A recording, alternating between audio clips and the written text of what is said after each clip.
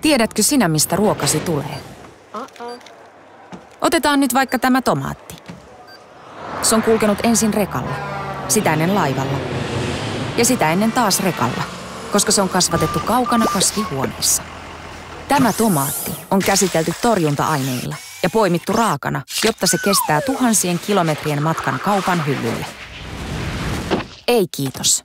Me kaupunkilaiset haluamme tietää, kuinka ja missä ruokamme kasvaa ja kuka sen kasvattaa. Siksi perustimme kaupunkilaisten oman pellon. Kuinka tällainen oma pelto sitten tehdään? Ensin tarvitaan 100 kotitaloutta, jotka sijoittavat ennakkoon rahaa tulevaa satoaan varten. Sitten näillä yhteisillä rahoilla vuokrataan mahdollisimman läheltä pelto ja palkataan ammattilainen hoitamaan sitä.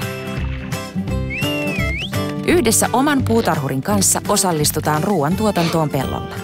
Kerran viikossa sato kerätään ja jaetaan kaikkien kesken ilman välikäsiä. Oma pelto on tapa nähdä läheltä, kuinka ruoka oikeasti kasvaa.